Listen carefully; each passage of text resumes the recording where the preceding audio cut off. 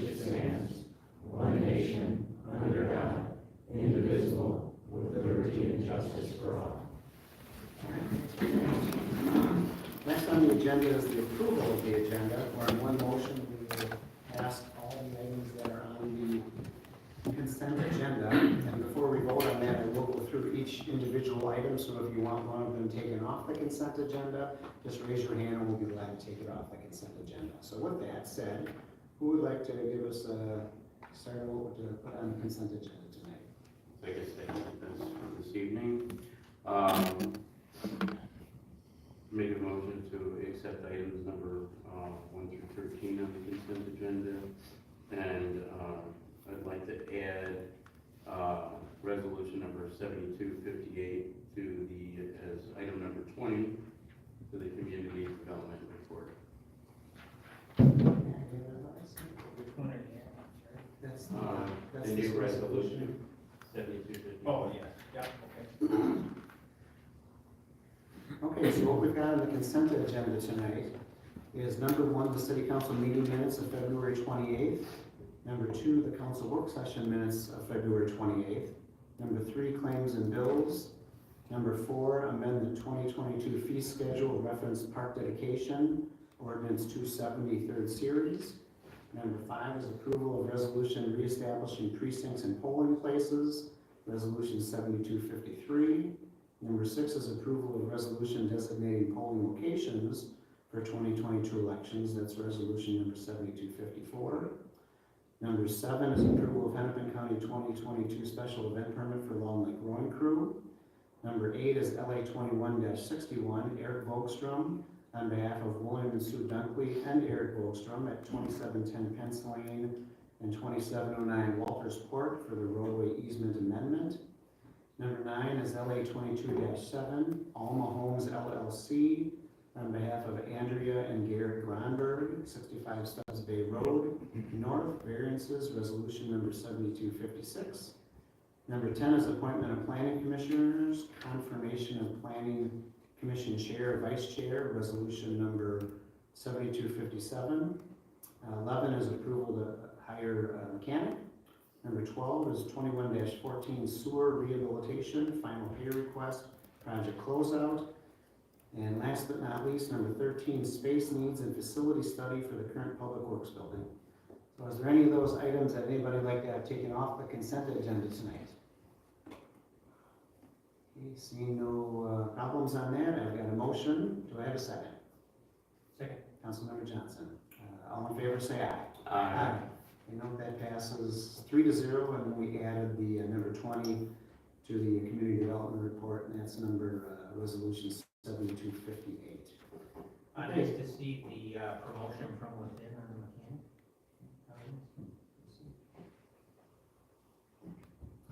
mechanic. And since we're talking about, we also had on that, we did have the appointment of all the planning commissioners and stuff, and we also did meet with another planning commissioner that was it Gary Kramer? Do we just want to vote him in as an alternate right now? Okay. Just make a motion to add Gary Kramer as an alternate on the planning commission. I'll second it. Okay, all in favor say aye. Aye. All right. Congratulations, Gary. Gary is taken care of. All right, next on our agenda is the public comments, up to 5 minutes per person on something that's not on the agenda. If you have something to talk about, come up and state your name and address for the record. Seeing none, I will close public comments, and I will bring it to our presentation of the day, which is swearing in of our junior cadets. I would like to welcome down our junior cadets here if we can, Allison and Lucas. Thank you, Mayor and members of council. So tonight we're presenting Allie and Lucas tonight.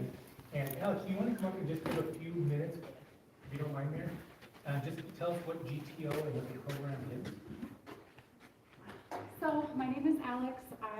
Coming up here, so we can get you on the film and all that kind of stuff. Yes. My name is Alex Olajoyan. I own an unemployment consulting company for people with disabilities. It's called Empower Inclusion.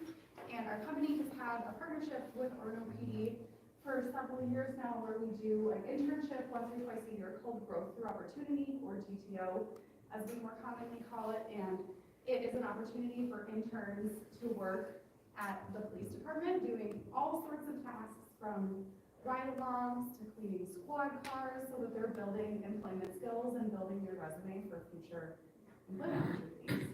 So we're really thankful to be doing it again.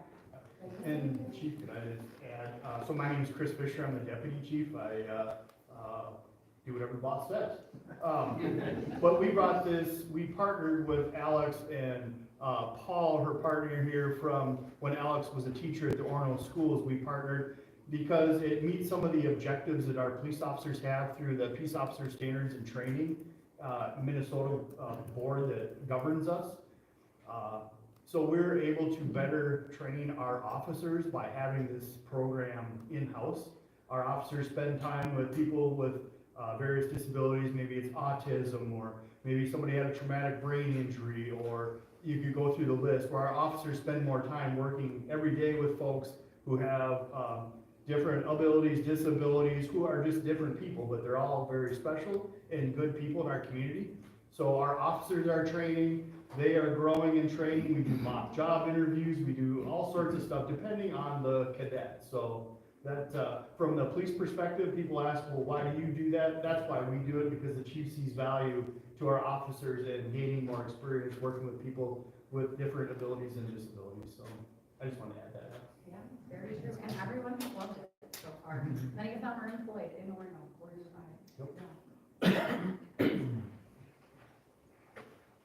All right, so I've got a, kind of a statement to say. When I'm all done, as long as you agree with it, you just say I do. And let's start by raising up your right hand, or left hand, or both hands, either one. I, Allison Lucas, do solemnly swear under oath that I will support and work with the City of Orono and Orono Police Department, that I will follow the direction of its employees and support the duties of the Office of Police Cadet in the City of Orono, of the County of Hennepin, to the best of my judgment and ability, so help me God. I do. Awesome, congratulations.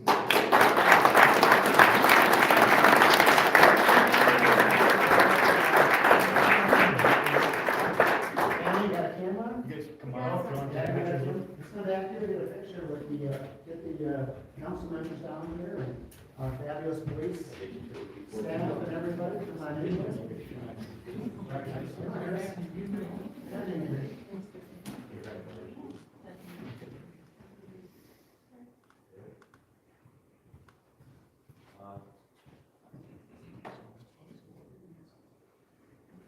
All right, congratulations.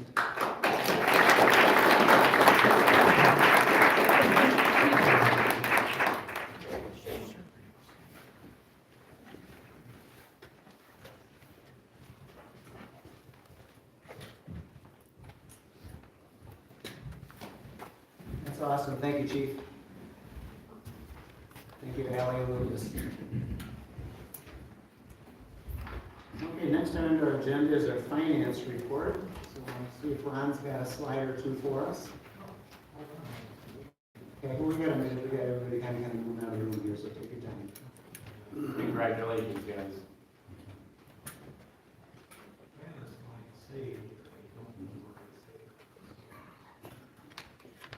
The final is Viking.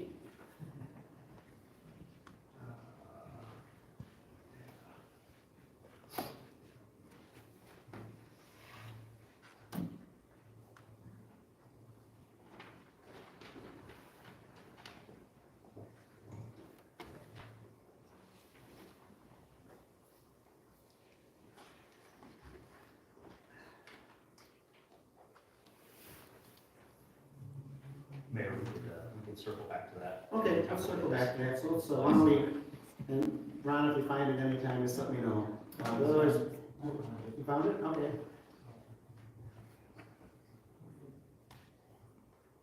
This is the presentation folder.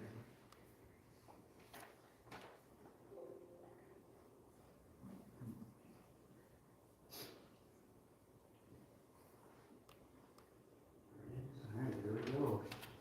Okay, now this is a standard building permit residence slide, we're 2 months into the year.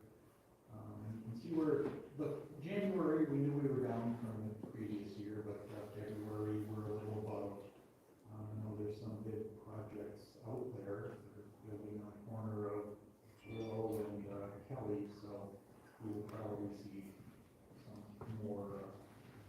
bigger dollar amounts coming in the near future.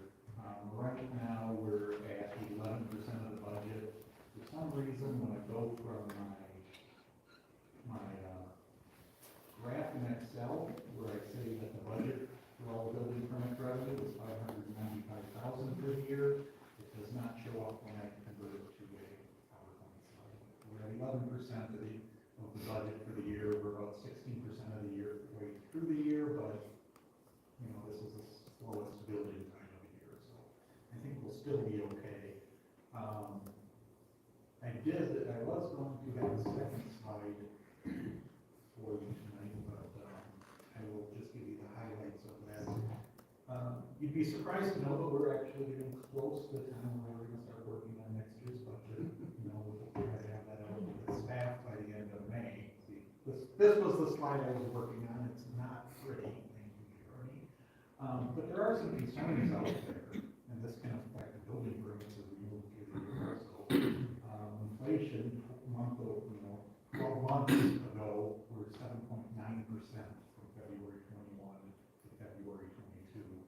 And the last time we were at inflation this high, I was graduating from high school. So it's a pretty significant change from what we're all used to. Now we're really scared. Oil prices, we've got inflation, we've got war, we've got uncertainty in the market. Oil prices are spiking. We're doing very well this year because we're locked in at a very nice rate now, as it turns out. But next year, it's looking like we might not be so lucky. Oil prices could also affect construction projects, whether it's roads or buildings or all of that. So that's something else to watch. Wage increases, all our union contracts are up in negotiation this year. 3-month median wage increase in the U.S., 5.1%. That's also a huge increase. And the Federal Reserve tomorrow probably will increase interest rates by about a quarter basis point. So we'll see how many rate increases there are, but I've seen things indicating they might go up to even 2% by the end of the year, which would be pretty significant and pretty unlike anything we've seen recently. The good news is the bonds we sold for the Public Works building and the fire department, rates were still low, so we will do okay on those bonds as we're locked in on that rate. So that's all I have tonight. I've been thinking for the future that it's fine to have the building permits tonight, but in and of itself, that's just one picture. So we'll try each time to give you a little other more information on what we're looking at for finances. We'll get better interest rate on our CDs. Yes, we did have better interest on our CDs. I bought a CD the other day at 2%. It's a big difference, that's for sure. All right, that's it? That is it. All right, thanks, Ron. Okay, now we'll jump over to Jeremy for the Community Development Report, number 15, LA 21-76. Yardscapes Inc., Lincoln Danforth, 1720 Bones Point Road variances. Thank you, Mayor and council members. Let me just pull up the survey for you for this process.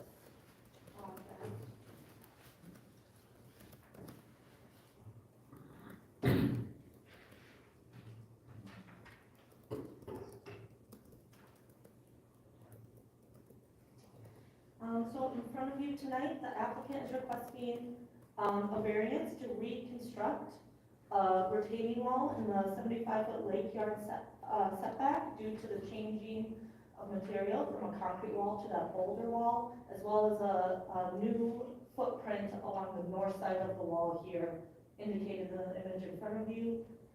The yellow line is the existing wall as it runs down, and the blue is the proposed wall footprint. It's not very clear in the image, but the existing wall does run all the way down underneath this existing deck. So this is a similar footprint and the variations happening up here. The applicant's proposing to reconstruct a failing concrete retaining wall of the property above Lake Minnetonka with a large slope along the shoreline. The new proposed wall will be boulders to enhance a more natural feel and to match the neighbor's existing walls to the north. Most of the wall will follow a similar footprint as the existing wall does. There's a slight variation to the northern part of the wall abutting the neighboring property. There's some existing vegetation lakeward of these retaining walls, which may act as some screening from the lake views. Planning Commission held a public hearing on February 22nd. Commissioners voted 5-0 to approve that request with one written comment received from that neighbor to the north. That same comment also attended the meeting and the public hearing and noted their support as well there. Staff recommended approval of the variance with the additional landscape screening. Council is asked to provide direction to staff and then for drafting a resolution. The survey is available. I have some different images of that. I also have photos if you wish to see that, and the applicant is here tonight if you have any questions. I might definitely have a chance to walk the property and look at hear what the applicant has to say, unless you guys have any comments. Yeah, I'd like to see some photos on it or whatever you have, that'd be great. So this is the wall, you can see the concrete. This boulder wall over here is the neighboring wall that was redone, I think, a few years ago. Okay. And so they're planning on tying into this neighboring wall using the same or similar material. Okay. And this is that V variation on the survey that they're looking to eliminate and to straighten out this wall. Here's a view standing on the lake, you can see a little bit different. Thank you. Does the applicant here have any thoughts to say on the project? Yeah, I'm here representing the homeowner. And who is the homeowner? Christian Barber. He owns the property just on the other side of that as well. This site has no structure on it or anything, it's just, an empty lot, but he also owns. Has a structure. It does not, this one does not have a structure on it, just that little deck and a little old pump house for the irrigation system that's there. So. That's what I was referring to. Oh, That's a structure. pardon me? That's a structure. Oh, it's, I guess if you wanna call it a structure, it's a, Was that your work down there? no. Who, do you know whose work that was? I think the homeowner did it himself, Seriously? from my understanding. The electrical work and everything? That I'm not aware of. Concrete work? That I'm not aware of, but he did. The framing work? Well, there's a boathouse way over on the other side of the house structures. So I haven't been down to see this since he did the work to that little piece over there. You can't see the picture, but you're saying that there's stonework on that little. Oh, it's a brand new boathouse they built there. I was wondering who did it, because it's not something that is, permits were pulled, it's not allowed, and they built it in the middle of the night, in the middle of the winter time down there. That's the I don't know structure. how you couldn't see it if you're down there, it's just right 30 Well, I'm yards. aware that there was this whole thing there, but I haven't been down there since the homeowner did any work to it, I guess. So I guess I came out for it, or maybe comment on that. Okay. My whole piece is with this retaining wall system. It's 2017, we did the landscaping on the house, the sand tracks, which is right next door, where they preserve that concrete, big bunker where there's a patio on top, where they have some failing walls that we were able to add to, and had permission for all of that back when that happened. Unfortunately, it's just weird that this concrete system has such an irregular jog out. I mean, I don't know if they did that for structural purposes when it was built way back when, or for extra support or what, but we're just looking to. We have the engineering already done for the walls, for the specific sizes and, the whole design of drainage and everything behind it, which we put the wall right next door.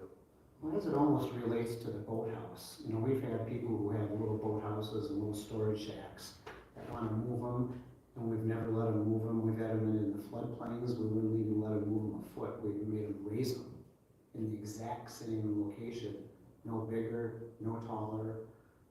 So the problem I see is to say that you can take your walls and straighten them out to kind of make it look better is it's letting you do something that other people have not been able to do. So to me, when you have the hardcover, you have foundations, and you've got structural coverage in the 0 to 75, you gotta live with the formation you've got. Mm-hmm. And because otherwise we're picking and choosing, and then at that point, you don't really have good reasons why you can deny anybody at that point. Or we'd be pretty, I guess, I guess I was. So that little portion in yellow Right. is really the only concern that you have as far as building it. Yeah, I mean, basically, what we're saying is, in the 0 to 7.5, where there's structure, we've always let people build like in kind in the same footprint of the structure. And if you put boulders there instead of a concrete block that's there, I guess that would be fine, but from my perspective, you need to follow the same footprint of stuff that you've got for the structure that you've got. One concern I would have is I would have to check with the engineer to see if he would approve that, because I think that takes away from the integrity of the wall, by building a dry stack wall in that formation with that jog out the way it is. Well, then you could leave it there. You know, it's falling apart pretty bad. I mean, I've been out there even when we worked on the neighboring property in 2016 and 17, it was. Well, that's the problem that we've got, and it can be falling apart, and you can put it back together better in the same spot, but to me, I can't approve anything that has structure in the 0 to 75 that makes you be able to move the structure because you want it to look better. And tie into some other wall, because we just had 2 applications up here just recently where, like I said, we won't let them move a foot. It's even in the floodplain, we made them raise it in the floodplain in the same exact wall, dimensions and everything that they had, they couldn't move it. And we've had numerous ones throughout the years of that, but that's the issue that I see. So the minute we say it's okay for you, they'll come back and say, why wasn't it okay for me to move my structure a foot?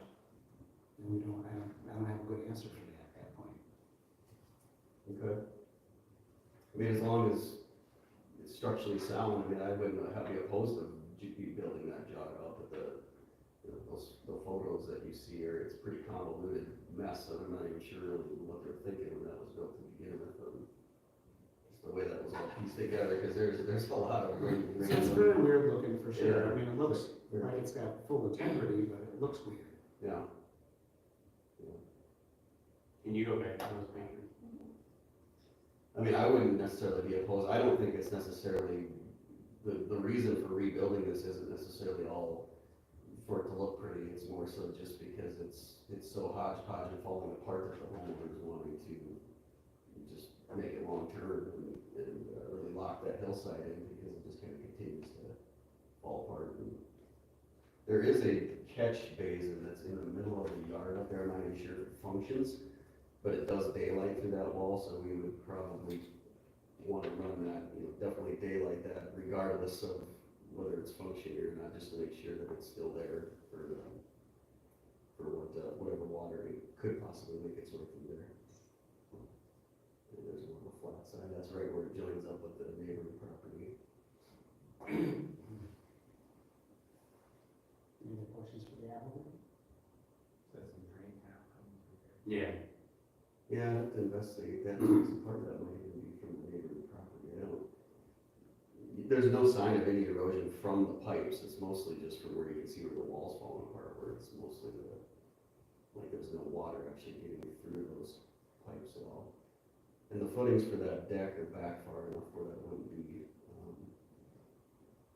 it's all like the metal reed, the I-beam going across with some footings going out in, so we'd be able to build right in front of that. So that's just a deck with no structure on it, right? Yeah. Older wood of the railing, on a metal I-beam kind of structure, it's just basically. But for whatever they've done with that little pump house thing, I guess I can't speak for that, because that was completely out of our work relationship as far as that goes, so. We did the landscaping with the boathouse, that's over on the other side. Is it that far away? Did you miss it then? No, it's just. No, it's there, I mean, it's straight down. Photographs, and just Okay. don't go that far for that Okay. reason. Okay. Yeah, you just, when you're up It's not above that there, looking at all that, you really don't see it, because it's tucked way down the hill It's there. from here. Got it.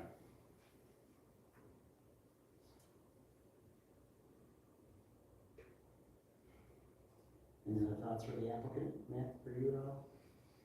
No. So I suppose we can just, table it till they get their hearing and decide what they wanna do. They might not need hearings.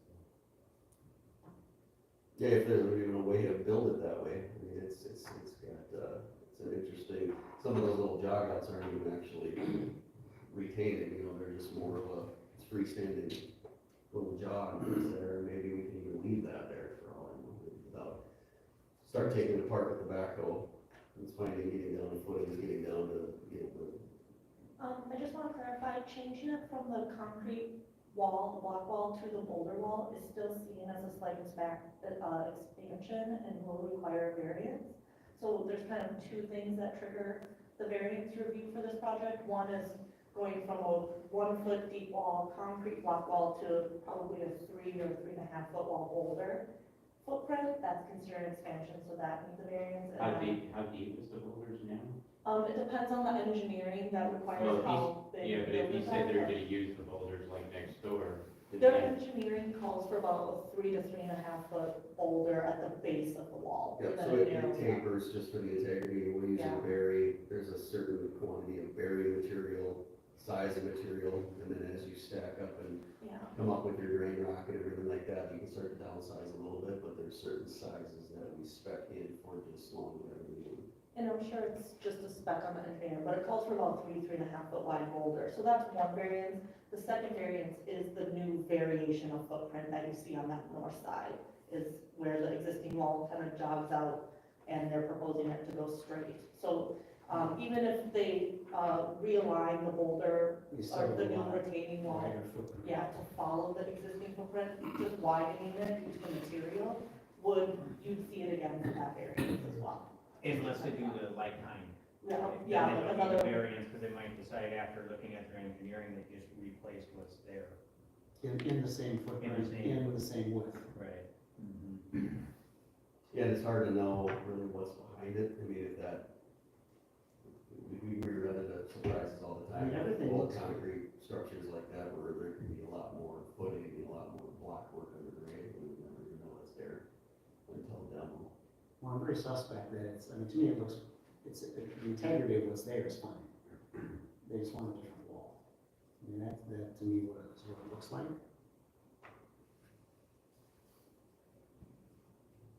Because all the walls are straight and flush, nothing's bowing. It doesn't seem It's to coming be out. painting or anything. It just is, you know, it's a weird design. That's for Yeah, sure. there's pieces that are breaking off and throughout the whole thing, really, but everything, again, I couldn't tell you how long it would last if it's left the way it is. But I agree with Matt, I mean, if, we'd be glad to table it if you wanna go back to your engineers and come back with something that shows us that you don't need I mean, to replace like kind, you don't need a variance. When you come back for variances where it's, you know, I don't need to do it, but I want a bigger boulder, you know, then it's, you know, the same thing as the house saying, I want to move a foot. And you're asking essentially to go from 12 inches to a 3 foot boulder, which is a huge change too. Yeah, that's just We're what- trying to be consistent on all the decisions that we've made in the past, just for all the years of the past. So no one comes and says, okay, now I'm gonna put big boulders, and I'm gonna change my whole scope starts getting bigger and bigger and bigger. And we got, you know, the whole other problem with the Boathouse that they broke down there in the middle of the night. Does that relate to just what you see visually, or, you know, because a lot of that footprint of that wall would be embedded into the hillside, and then you're stacking them, so you're still seeing the face. I mean, similar to the wall that you see that we've already built next to it, some of those boulders may be 3 feet in depth, but then you backfill behind them, so by the time you get up to the top, you're with that same kind of footprint of that wall. I guess I'd have to go back and staff to see what their thoughts are on that, because you're starting to slice things.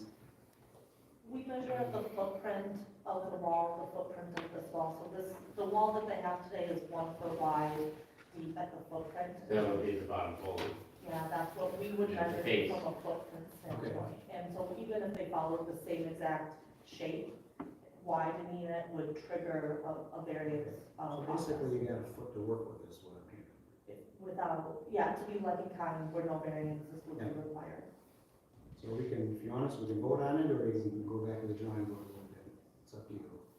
Yeah, I would think that after hearing what you have to say, I would say go back and revisit just what we can do in general before we do a vote. Table it? Yeah.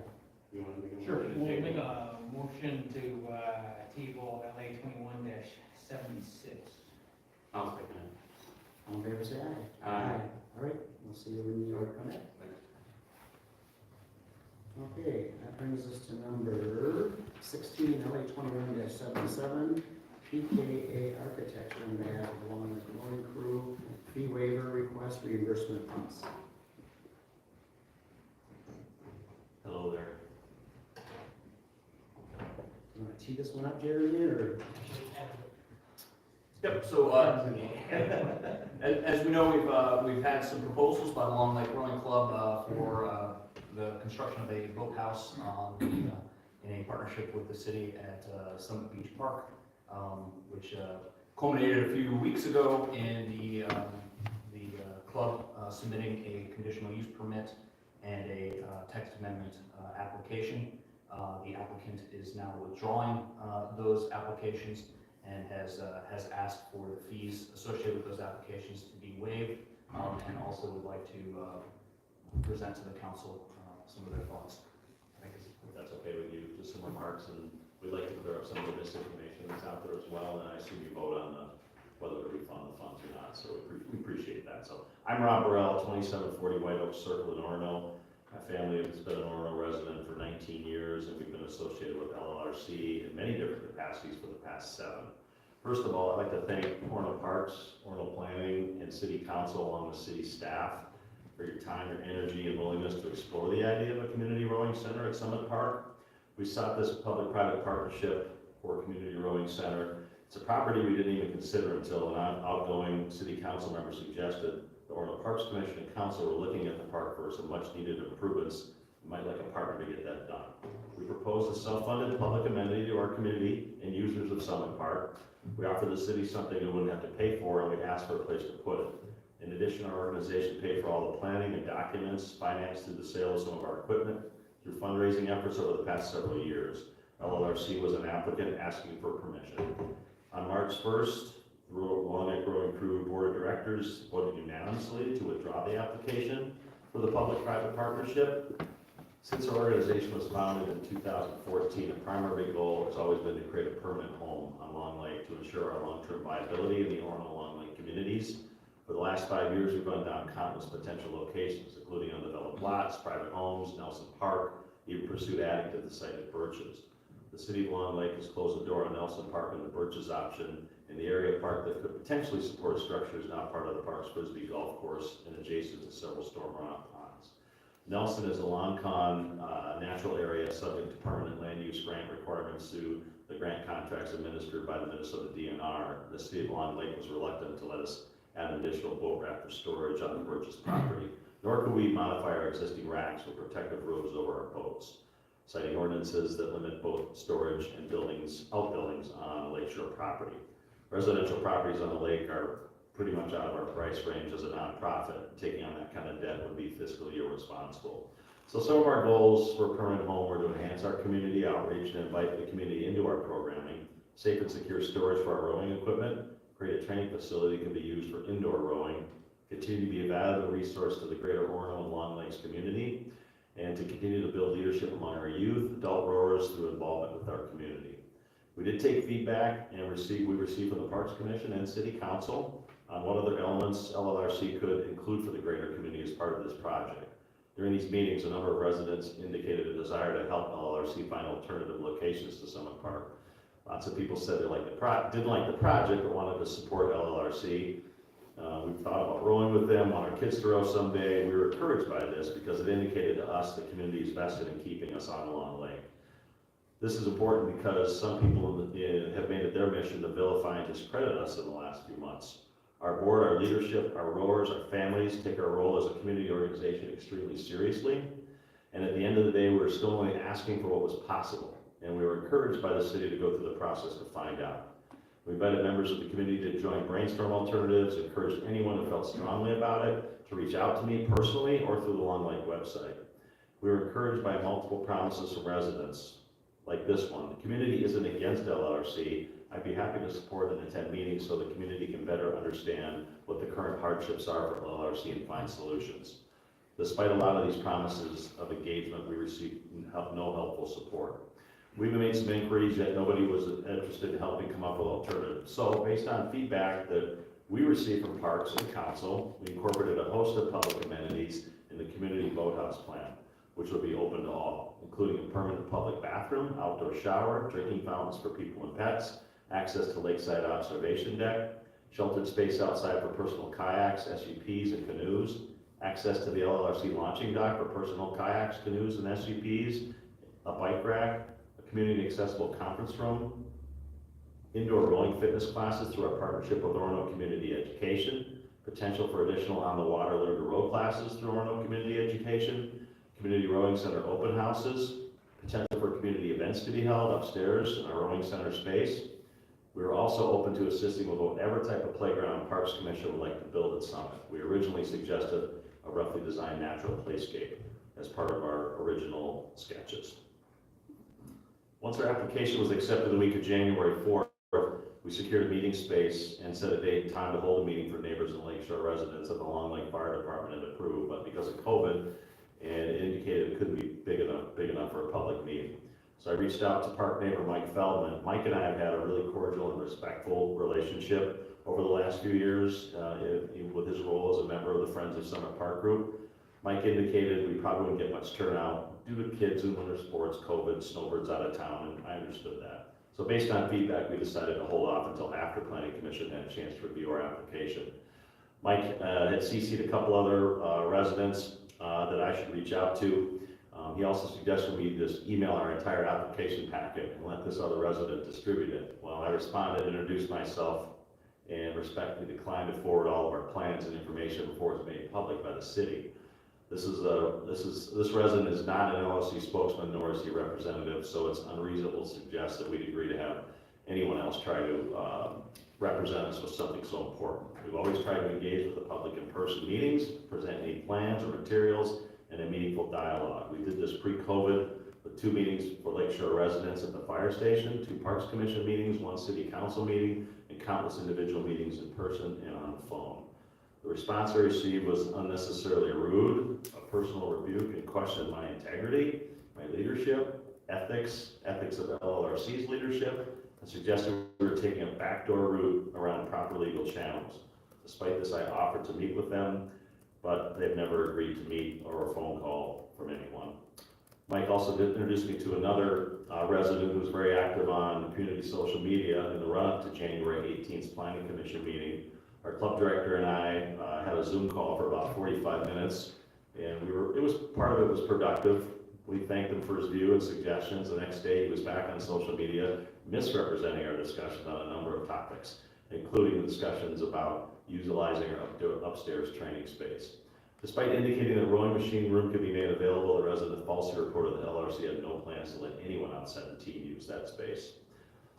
All this is to say that when it comes to engaging the community on this project, we've always welcomed it. While attendance at our meetings with Lakeshore residents was lackluster and somewhat disappointing, we found the opportunity to engage with residents to hear their concerns and ideas absolutely valuable. The public hearings at Parks Commission and City Council meetings also yielded a great deal of useful feedback that helped inform the design of our building. We're very happy to have met and talked to dozens of residents who prefer to get the correct information rather than taking their chances with innuendos, half-truths being debated on social media. I wanted to correct some of the misinformation on a few topics tonight. Our kids are on that lake as well as our adults, so as an organization we have a responsibility to make their safety our priority. First of all, regarding the Dayton family letter and the land easement document. Before preparing our first presentation to City Council and again starting work on the CUP application, we confirmed with the city there were no conditions tied to Summit Park, the land donated by Mr. Bruce Dayton. The city again verified this in January when an open space easement document from November '79 was being touted as proof there should be no buildings built on Summit Park land. There are 2 surveys on record to confirm that. This open space easement document in fact describes an entirely different parcel. Upon release of Mr. Brant Dayton's letter on behalf of his family, 2 hours before the January 18th Planning Commission meeting, our board of directors voted to table our application immediately out of respect for the Dayton family. This letter was not shared with us. We only discovered it on social media that day. After what we understood had been a thorough search of the city's records, LRC until this point was assured there was no documents giving direction by Bruce Dayton about how Summit Park was to be used, nor used for that matter. It was never LRC's intent to define. We recorded instructions about how the city of Orono was to use Summit Park or in any way to usurp the vision of Mr. Bruce Dayton. LRC has its own history with the Dayton family. Organized rowing on Long Lake likely started because of a simple invitation by Bruce Dayton back in 2008. Our assistant coach, Sandy McCarthy, was a personal trainer at the marsh, and Mr. Dayton was a regular on site because his wife was an owner. Sandy was also a volunteer who conducted woodrow hikes on his property. At a reception at his home, he suggested that Sandy bring her indoor rowing clients to Long Lake for a real on-the-water instruction. These were the first private rowing lessons on Long Lake. Before that, Mr. Mark Dayton bought the boat Sandy rowed for the 2000 Olympic trials. This boat is named San Diego. It is being rowed competitively in Minnesota. In 2009, Mark Dayton also became a client of Coach Sandy. Around 2014, the late James Dayton, an architect and Long Lake Shoreline resident, designed a spectacular boathouse for Long Lake rowing crew, intended to replace the old Billy's Lighthouse before it became Birch's. Unfortunately, as a new organization, we were not in a financial position at that time to buy that lot and build. We feel it was the right to table the application at the time, regardless of what anyone who has spent the recent past vilifying us thinks. We were hoping for some direction and clarification from the city as well. And an hour before the January 18th Planning Commission meeting, on the heels of the Dayton letter, a credible threat of violence was made against our organization and its rowers.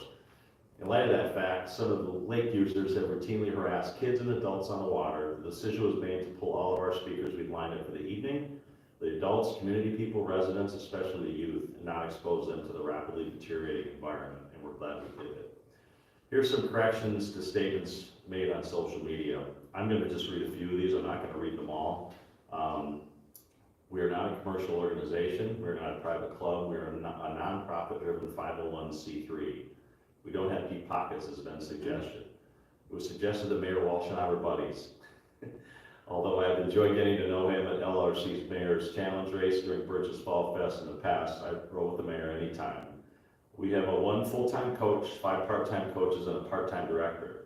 These are paid positions. Outside of that, everything we do is on a volunteer basis.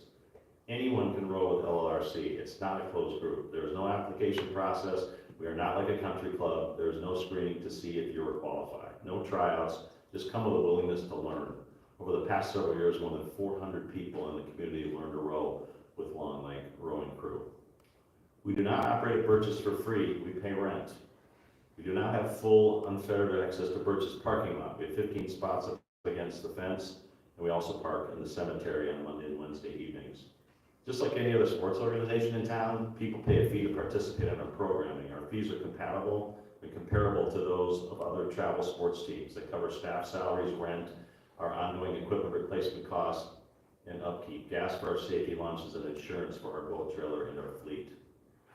Our outdoor exposed boats and other equipment are subjected to significant wear and tear. And while exposed storage during the rowing season is hard enough on equipment, storage during the Minnesota winters is untenable given the replacement cost. We do offer financial aid, so there are no barriers to participate in rowing. If you need assistance, we encourage you to apply to the scholarship program we started. Details are on our website. The Long Lake Fire Department has been a very gracious partner and enough to let LRC conduct indoor winter training in their building. They've been great. However, that was before COVID. We have not been able to do indoor training for the last couple of years. So popular claims on social media. First of all, it's clear there's some in the community who have an axe to grind with the city. Your grievances are your own. LRC will not be part of any agenda or dialogue that citizens or citizens groups have with the city on other issues. We do not appreciate our organization or our proposal being used as a wedge in that regard. We're taking over the swim beach. Our operations, the launching docks of boats would not have had any impact on the beach. We said that from the beginning. We're taking over the lake. We've never made a request that motorized boats stop the lake during our practice times. That's a claim made by residents on social media. It's an utter fabrication. 99% of the programming time is LRC, 1% devoted to the community. It's actually 33% of our programming hours go to community education. We're taking over the parking lot at Summit. We spent 2 weeks at Summit during the height of the summer. We monitored cars, park users during that time. The data indicated there had been plenty of room for everyone to park. We're taking over the park. We're encouraged by the city to pursue this process. We're not the ones who came up with the idea for Summit Park as an option. So that indicates to us that we are not only the ones who believe, we're not the only ones who believe we could have all shared the park together. We don't need that much boat storage. I'm gonna skip that one. That's obvious, the size of our boats in our fleet, with an eight-man boat, 62 feet long, a quad's 44, a pair's 34 feet, and a single scull is 27 feet. These aren't short boats. We were duplicating what Parks Commission had already planned to do, so we're falsely stating that Long Lake Rowing will be providing these public amenities. These plans have been shared with some of the current Parks Commission members and received a positive response that demonstrates that our goals did align and line up. No member of the public will be allowed to use our upstairs training. False. We would have offered indoor fitness classes via our current partnership with Orono Community Ed, and we welcome the opportunity for other programming based on suggestions from members in the community. We lack transparency. Again, we offered to host a meeting, but we were discouraged from doing so. We have nothing to hide. We're an open book. Nothing about our operations, our leadership, our staff, our programming would suggest otherwise. Anyone who suggests that we are hiding something is likely uninformed and or being malicious. We haven't reached out for feedback in over 2 years. To the extent it was possible during a pandemic, we did meet with Parks Commissioners and neighbors, and we had hoped to hear from those who had been so enthusiastically pledging to share ideas. We haven't even been holding indoor practice training, so that speaks for itself. We're now a volunteer organization. We did the best we could with the resources available to us at the time. Finally, we were operating in the dark shadows of local government bureaucracy, whatever that means. That came from somebody too. Look, we're not going to have people who don't know us and don't know rowing design a building for us. We did, however, welcome ideas about other elements that the public believe would benefit them. I will state again that we were just the applicant asking for permission to explore what's possible. And we were committed to following the city's process until we got an answer, which we never received. Long Lake Rowing Crew will always continue to pursue all possibilities for a permanent home on Long Lake. We welcome anyone that has ideas or willing to help reach out to us. In the meantime, we encourage anyone in the community to give rowing a try this summer.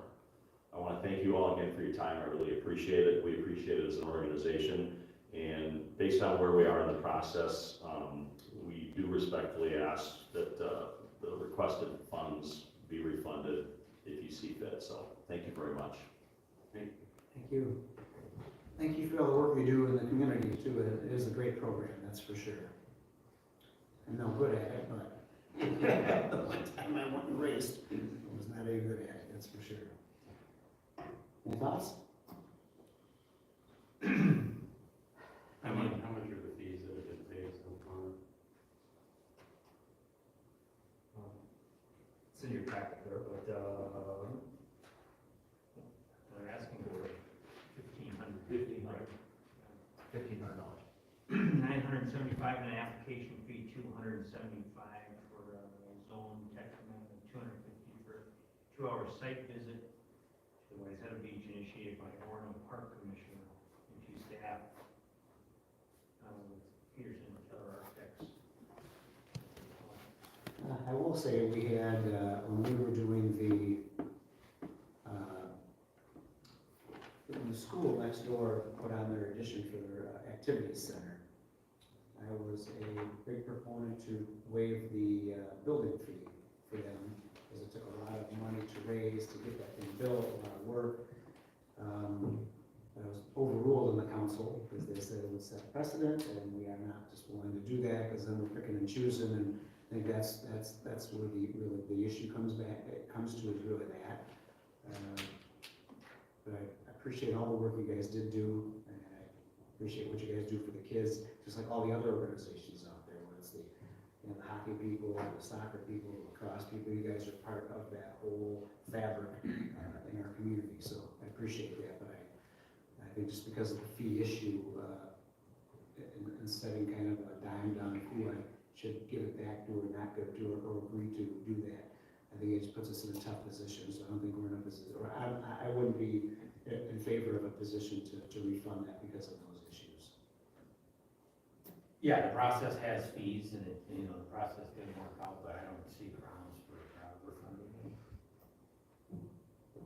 I think this whole thing is unfortunate. I think I would have loved to see they work better together with the community and collaborate a little better instead of social media text. I thought that was really unfortunate.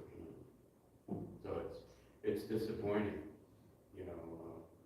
I parks is something to be used and enjoyed by families and get kids outside and get kids active. I'm not looking for stagnant, unused parks because I think they become a problem later on. We make a motion? You'll, make a motion to, deny the request for reimbursement of costs on, LA 21-77.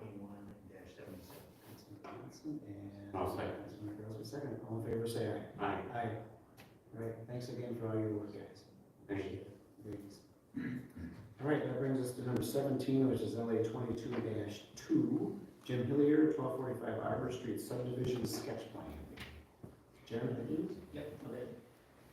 Thank you, Mayor, council members. Jim Hillier, the property owner of the subject parcel, submitted a sketch plan request to subdivide the property. The property is 0.64 acres, it's a 2-acre zone.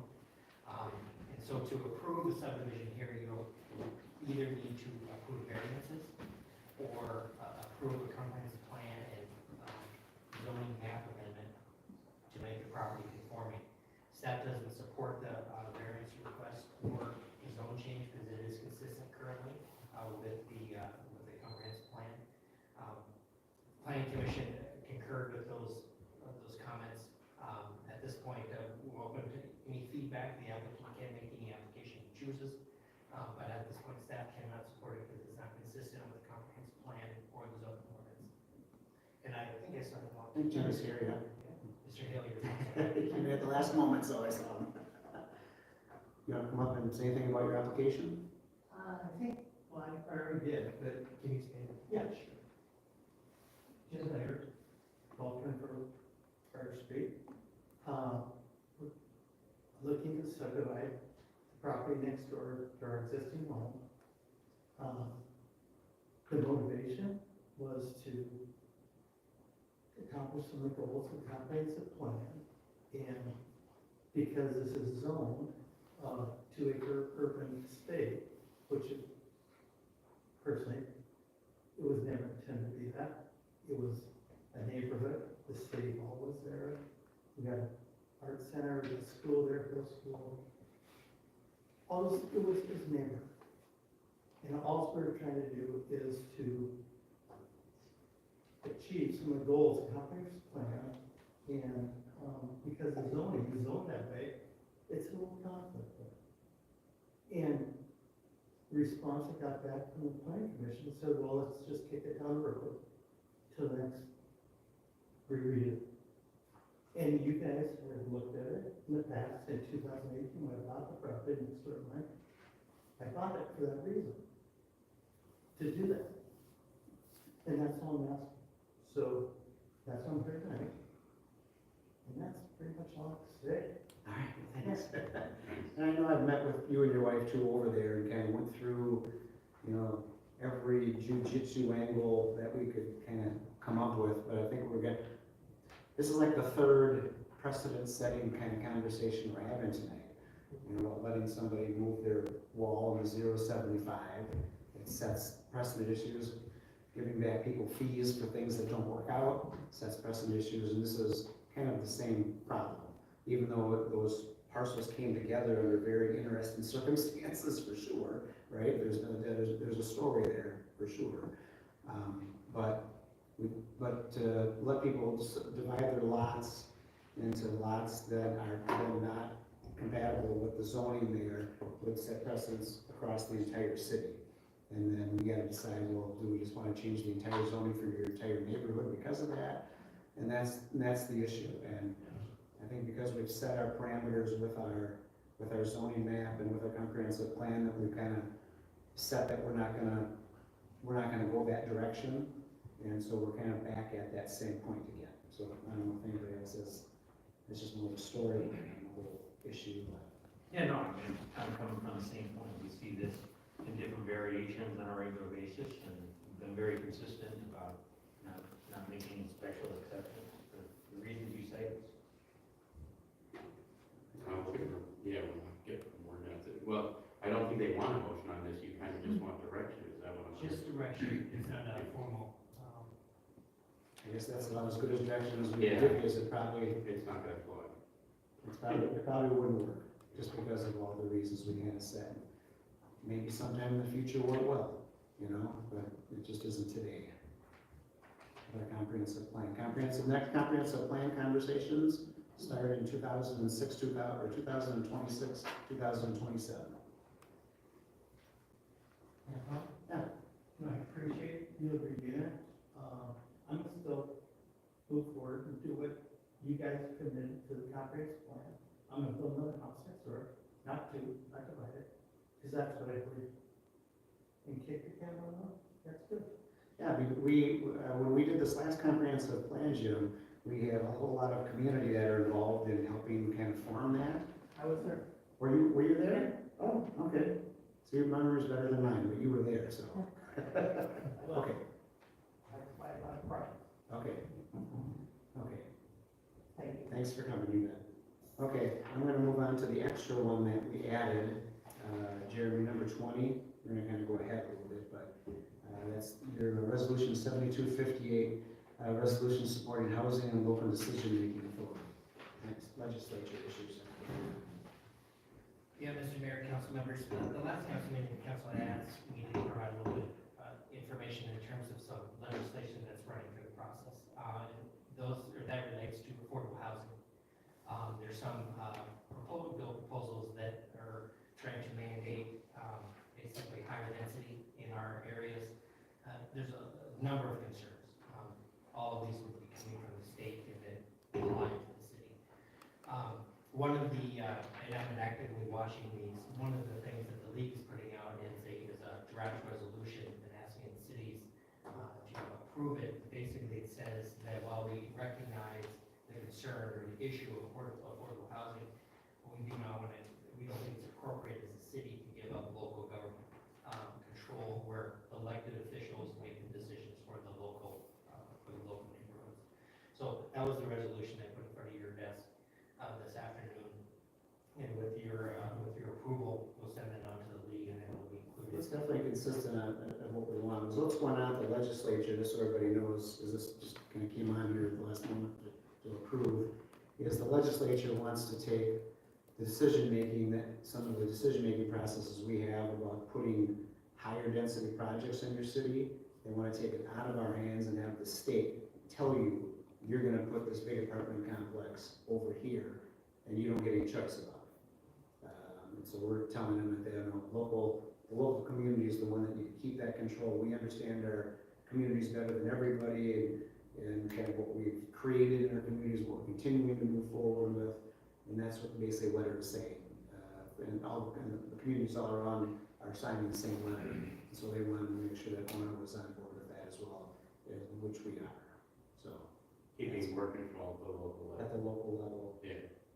Amongst our neighbors where we live. which would be, there's very few places in the entire United States where the state tells the city where to go put stuff, and the city doesn't have any say in it. So that would change everybody's neighborhood and everybody's community dramatically. So, anyways, that's what that is. Any other thoughts? All right, get a motion.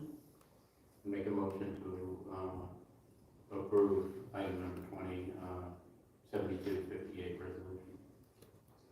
Second. All in favor, say aye. Aye. Okay, Thank you. passes 3-0, Jackie. Thank you.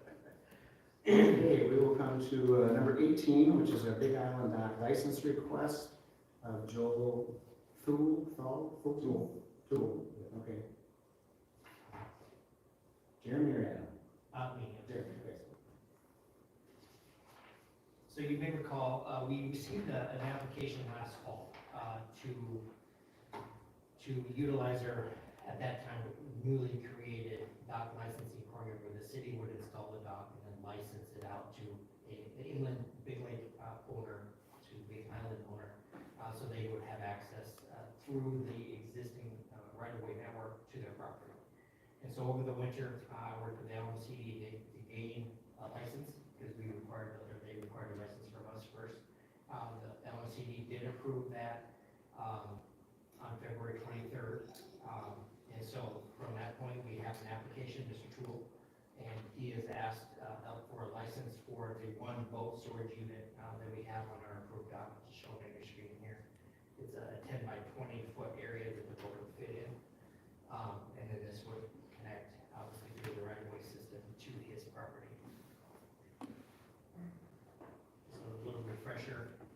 boat storage or the dock locations that we identified last fall were 7 of them for right away that reaches Lake Minnetonka. Each requested Big Island Dock Site 6, and his property is to the north of that, if you can see it on my cursor there. The idea, I think at the time, was we could potentially put a dock up that have both storage unit on both sides. In trying to meet the setback requirements and the other LMCD rules and regulations and not ask for any variances, this Big Island Dock Site 6 only allows 1 boat storage area. So we have 1 spot for this boat storage, or this area. And Mr. Toole has requested that based on the standards in our code, he is eligible to apply. He is a Big Island inland dock owner. And while he hasn't got registration numbers from the state yet, he has applied for registration. And obviously that will be required before we can store his boat there. So we would put that as part of the license after. What we're asking for on this stage is city council approval of the license, directing the city attorney to draft a license agreement that you would approve at a future meeting. The idea is we would incorporate the standards in our city code into this license as we did with the other ones on Pacific Road. So at this point, Mr. Toole is here, and I'd be happy to answer any questions. Also, one more thing, we did ask for public comment. We did send out a postcard to every property owner on Big Island asking for their feedback and their input.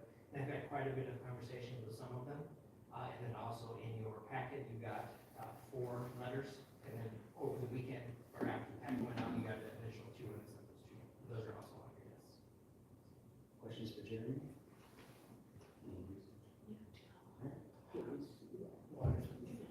Yeah, so Joe Toole, so 480 Big Island. So I put together a brief summary of a bit of the history.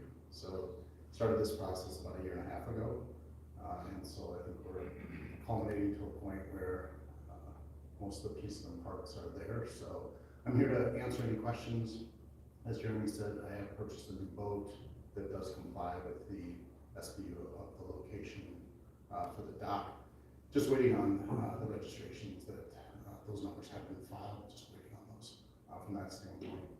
So I'm here to answer any questions that may come up during this process, and just as another note, so I've been working with the rest of the staff on getting some of my first permits approved to start improving the lot itself. So any questions for me? Did you have reasonable access from where, what is it, number 6, is to where your home is? Yep. Yeah. Yes. Yep, it's probably the. Kind of like a pathway, is that what it is? Yeah, there's a straight pathway, Okay, and then it just hooks into the interior roads. okay. Yeah, and then that goes right up past my lot. Yep. As I mentioned earlier, at the end of my lot, unfortunately, that right of way got clipped by Three River Parks. So I did approach them about an easement, and they denied that. That would have been clearly the simplest and the easiest way, and that would have been an ideal place for this. So I have to start to move to alternative locations. Yeah. Any questions for the applicant? There will be, but I think I have some staff questions first. Okay, well, if you're available when we have questions, Yep. we'll bring it back up. Thanks. Thanks. Okay, so when we embarked on this whole concept, I think, I'll only speak for myself, what was important to me is that, the city doesn't have an expense, and, in my mind, we're really, bending over backwards to help a situation and creating a solution. Then that's on our packet that, to do this, there's about, and this is including 15 years of dock insulation and dock storage. We're talking about a city investment of $34,905. So I I have some specific questions on that one, but the overall statement is, I am not support of any taxpayer money going to subsidize a dock that, as it's turned out now, only allows for one slip there, right? Yep. One 20-foot slip, so it can't be subsidized by another applicant there. So the burden of the expense of this has to fall completely on whoever is using this dock. And so my first question is, the first expense was $12,000 for engineering and surveying with Bolton and Mink. Can you help us understand how we got to that? Because this is an expense we've already incurred. Yes, we had to for the application for the LMCD, sorry, Mr. Mayor. For the application to submit for the LMCD, we needed to provide a survey in the site plan. So we did survey, I think, 3 dock sites or the right of way adjacent to those, to make sure that, to mark the boundaries of where our property was, and then also generate a document that, unfortunately, through my interpretation or misinterpretation of the LMCD rules, I had to update a couple times. So that's where that expense comes from.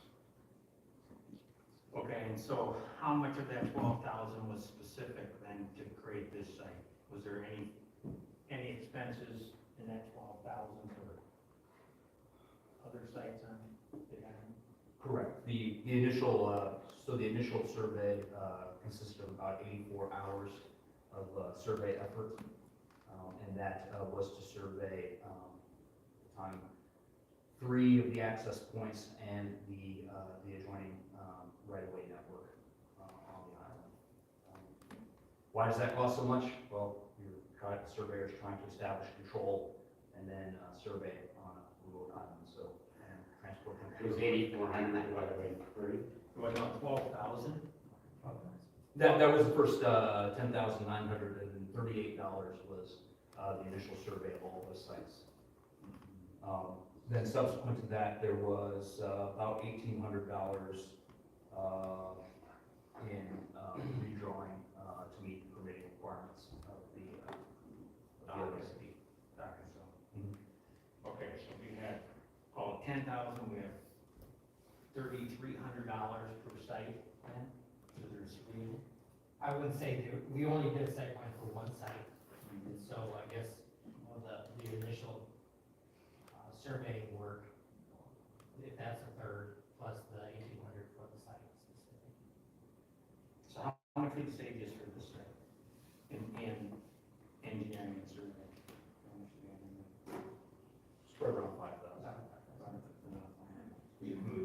And that includes, We can calculate that more accurately. Yeah, okay. Top of my head, it's probably about what it is. and that includes the 1,800 or the additional or plus that? No, that's including. That includes that, okay. Then we've got $1,875 in staff time. The application fee was for LMCD or? Yes. Okay, so that's all to this site, right? Yep. We have the actual dock expense of $3,500. Yep. Yes. And then, which has been incurred or has not? I don't believe we were. We got quotes we haven't ordered. Okay, and then we have site work that is gonna be about 2,000 just for that site, Just for that site. which we have not incurred. True. Correct. Okay. Site.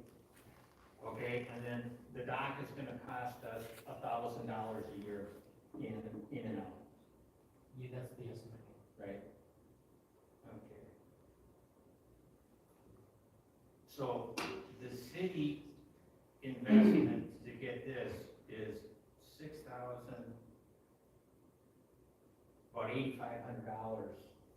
Right, we have 5,000 for just the site, we have 1,875 for the staff time, 530, and 1,000. It's 1875 just for this one site alone. Yes. Because that's the only application that went together. So, just to understand this.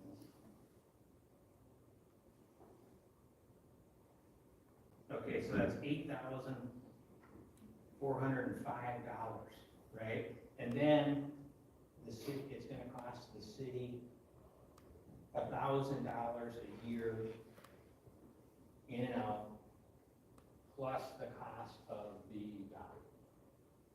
Right? It's $3,500 for the dock. Yeah, you mean depreciating over 15 years? Just that's a lot of cost, and how do we handle that?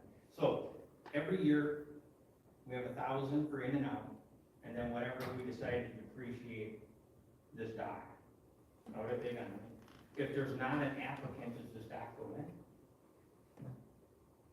I guess we haven't made that decision, but Right? I would say no. Yeah, I would say no, right? I mean, it does provide us some benefit in terms of access.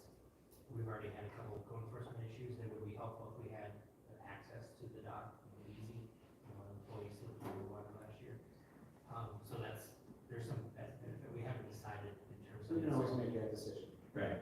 I can see issues with having it there too. So, if we have to build in depreciation for the dock, right, and the cost of the dock, because then we got To replace it. Okay. So, even if I'm not, listen, it's 3,500, that's over 10 years, that's $350 a year. I mean, when, with a 10-year plan on that, it's 350.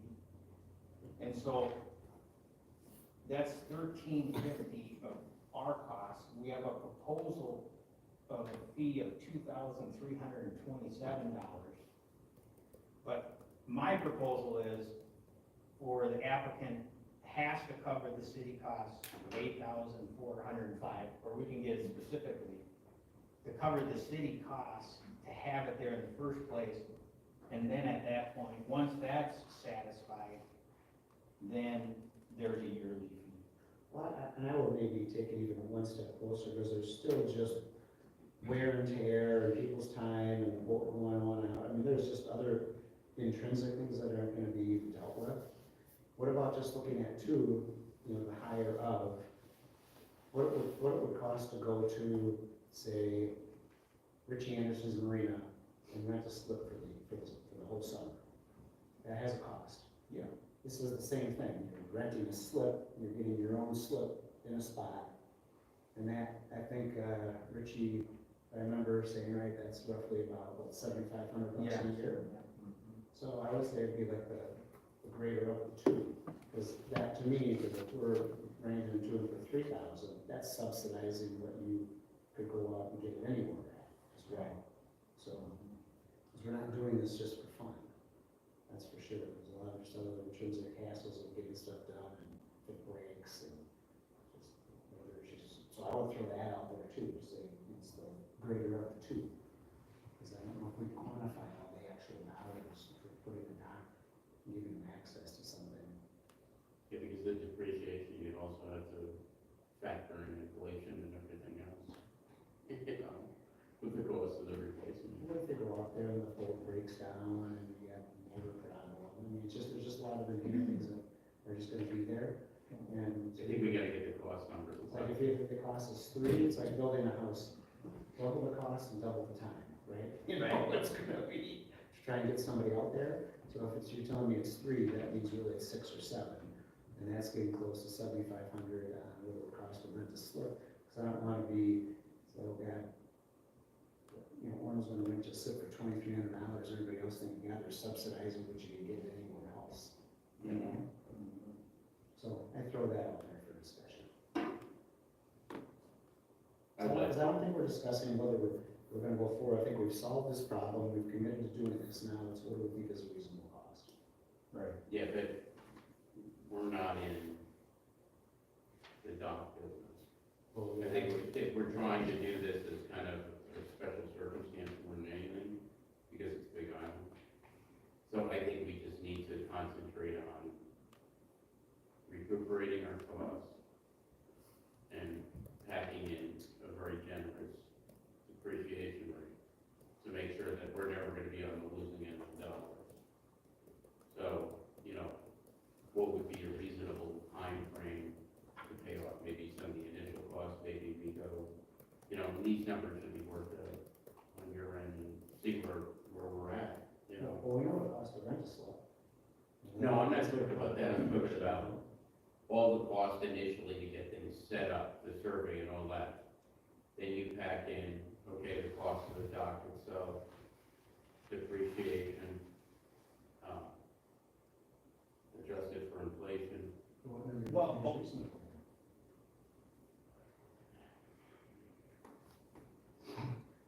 it's not gonna come up, we got all the numbers thrown at us. Or if you'd rather give us some guidance on how you want us to structure this, staff would certainly take back and. Well, I put see it, something else yeah, together. one of two ways. The application fee covers all the city expenses, right? So let's call it $8,500, there's an $8,500 application fee, and then we can come up with a rental fee after that. That'd be one way to do it. 8,500 or 850? 8,500 is what the city's cost is. That's the upfront cost to get it in place. That's what we spent to put it in place, is 8,500. But the recurring cost, that. But that's And then- not, but that's not including the price of the dock. No, so then we say, if the application fee is 8,500, boom, city's fees are covered.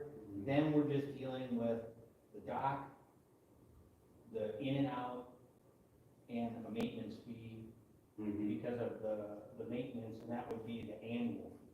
So what would be the application fee the next year? None, for one-time application fee for the site. If this comes up again, Okay, so then how do you deal with the person who's paid for all the dollars up front? Do they get a first right to have the dock next year? yes, I think so. I think that would be the only fair way to. And this is only a one site, this is only a one boat site, Right. according to the LMCDs. But they would have the right to it. For how long? It's only annually renewable, I mean, that's, I know, but I'm saying if you're giving him the right, because he's just paid all the upfront costs, so he gets the right for the next year, what about the next year? the next year, then he has this, whatever we decide What do you is. think, a 10-year time frame? No, I'm just, it's $2,500 or $3,000 is the fee, the renewal fee every year. And then that would give our in and out. I get that, I'm just saying, do we have anything in there about who gets the option for that the next year yet, and how we decide that? I think they get, I'm open to something, but, it seems reasonable that, If they're paying the upfront fee, they've got to get the option to renew. yeah. Well, that's what I'm trying to get to, because if now somebody else comes up, and there's two other people that say, no, I want that, does he get it forever because he paid the cost up front? I mean, those are just things you, Yeah. versus just saying, It's $8,500 a the year. cost to rent a slip is $7,500. That's what you're gonna pay to have this slip. And if you wanna keep having it every year until you don't want it, it's the first person who applies as of February 1st. But you gotta give the person who's got it probably the first shot the next year. Yeah, I think let's just take Tampa Bay with city docks. That you get it the next year as long as your application comes in. Within a certain time period. Within the time, and if they fail to do that, the other person. So you getting this, Jackie? But I think that's what I was starting to ask. You're right, I don't know. But I think that's right, because if you're gonna follow the same model, to say, let's just call it $7,500, and you have to come in between, I don't know, just let me just throw it, February 1st and February 15th is the application day, or the application time, and then if you don't come in during that time, there's just not gonna be a dock. Because then one gets it, right? And that at least solves that problem. Right. And then if he doesn't put his application in, somebody else does. I don't know about the 7,500 a year, that would be, I think, a little steep. I would think I would be more in the neighborhood of, because you're gonna amortize some of this out But if you anyway. got a little marina and you wanna put your boat on the lake, I that's get what you that. gotta pay. I get that, I still am not looking at this as the, in competition, or the same as the marina. It's also a different atmosphere. You get your own private dock. I get that, but at the marina, you're also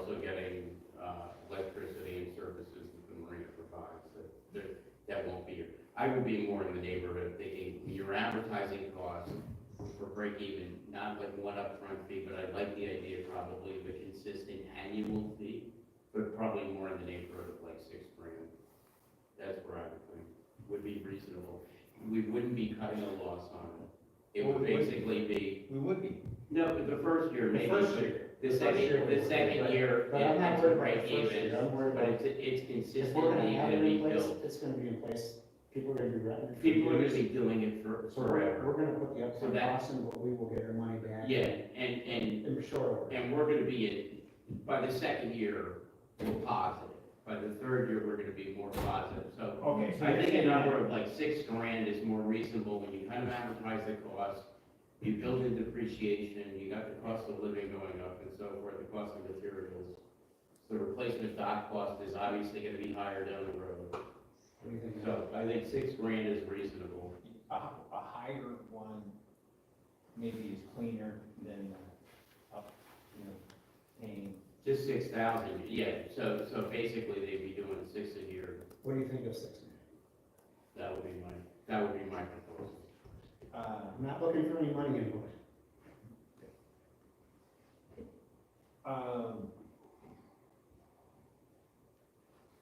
I guess I would be amenable to 6,000, maybe they'd agree to 2 years then. I think they're gonna redo it, they're gonna wanna redo it, so I don't think. I don't know about the 2 year thing, I don't want any problem just keeping it going year to year. You don't want to have, I'm not worried, it's like my month leases, I'm not worried. But I think It's a demand item. I agree, though, you give that I just person. wanna cover our costs, it shouldn't cost the taxpayer a penny, we shouldn't Okay. subsidize. I agree. That's my. And I don't think when you're looking at this down the road, we're gonna more than make up the cost, and we're gonna be in the positive. What time frames do we have for the application generally when we have other stuff? Is there a certain time frame? You mean in terms of when they're due, or how long they're good for? How long is it for, or no, when they're due? I mean, if we said, you gotta come in somewhere in the month of April to put your application in, if you're gonna keep it, is that something you guys can remember, or put down, is there something else that you could coincide it with, that would be better? Yeah, the other docks, for example, on Crystal Bay, I think those are April too. So we can certainly, we would make those match, and that's the idea with buying the license agreement, is we can tie that into one kind of consistent. Well, not only the license agreement, it would be under the fee schedule of when you gotta come in. But that's when it would be set up, but we would say that, I mean, we could put a clause in there about it, and a little bit of a reminder, but yeah, we So the other ones are April what? um, Let's not do April first. but no, it's I want to say it's April 15th is their term. Good. We can It's say- like November 1st or something like that. But they gotta come in at a certain point. Yeah, I think when they buy. Yeah. But those, that's a little unique in the sense that it does not open to anyone else except for the adjacent property. Yeah, this we should have a start and an end, so they're not applying in July. Right, Let it get to a certain time. Yeah. That is getting closer to That's the great. time frame. is. Yeah, that's reasonable. Matt, can you work with that? Yeah, then Then we can see how that works, and okay. then if nobody wants it, then we don't have to buy it out. Right. Right? Okay, you wanna make a motion? We will need, Jeremy, the direction sought was to draft the license or the license agreement, so we'll be bringing that agreement back to the council. So we don't need Yeah, a so- motion, this is just direction? I think the direction we received is that they do that. Yeah, Okay, and that's the direction, so then we can see the the language should be pretty clean to work with, so. Thank you, John. Is there any other feedback?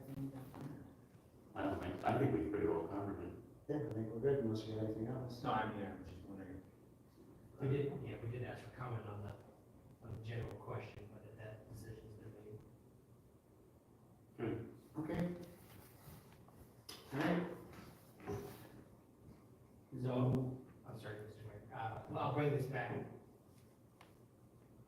And we'll bring it back in 2 weeks. So, yeah, so we're not. We're gonna sort it, it's not gonna work.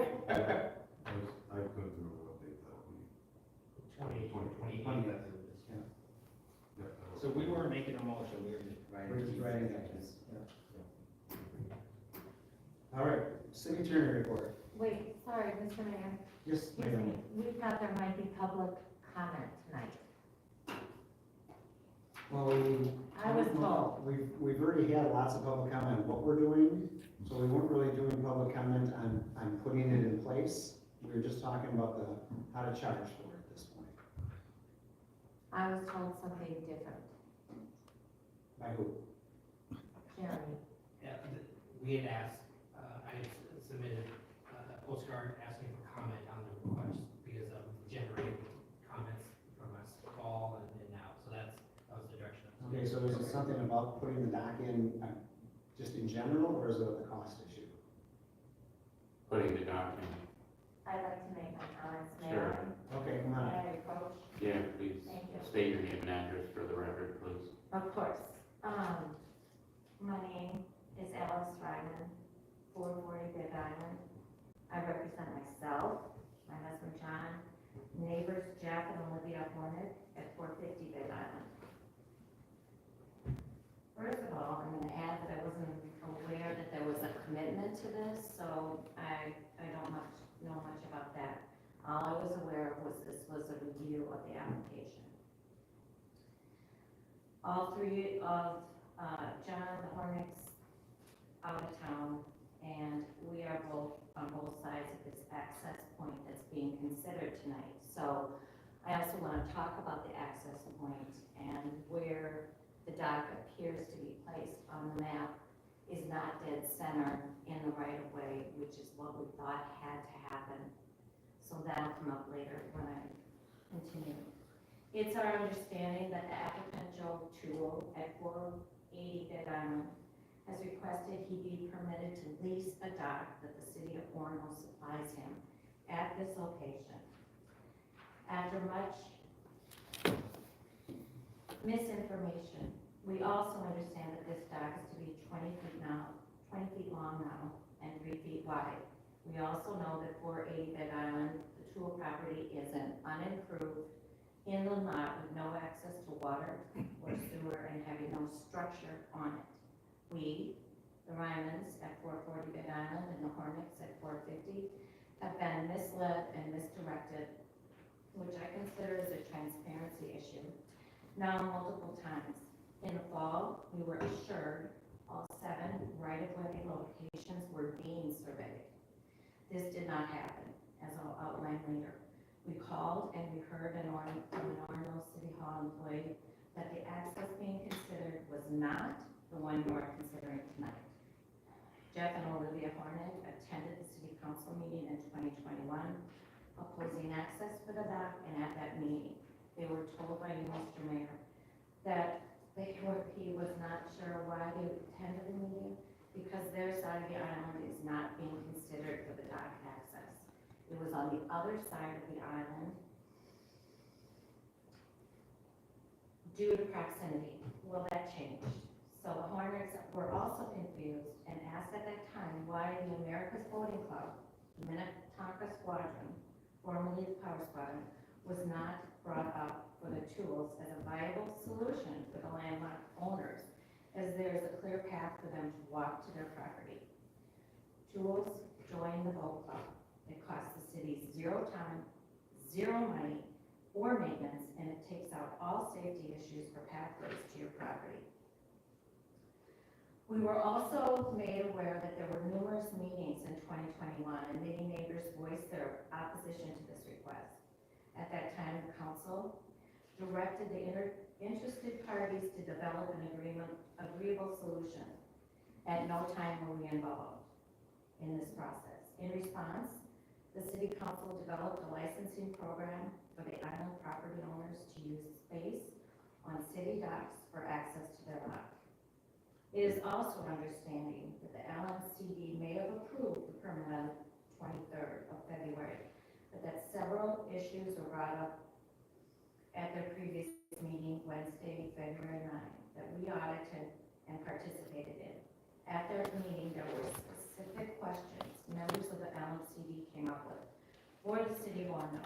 One related to lack of sanitary services at the location.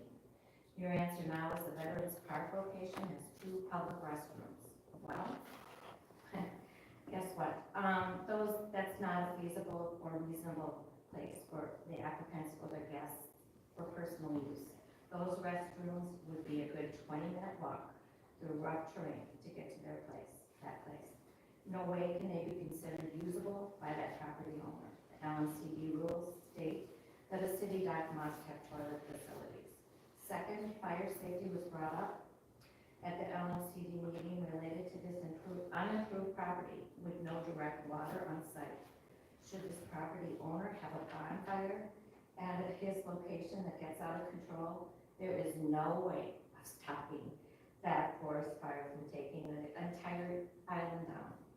I consider last summer with the extreme heat and dryness, John and I personally helped extinguish 2 fires last summer on the island. Had we not been on hand both of those times, there would have been a tragic outcome with multiple cabins being lost to forest fires. We also question the motives of this property owner. Is he looking to make a quick sale? He bought this property for $9,000 and pays just over $100 in taxes annually.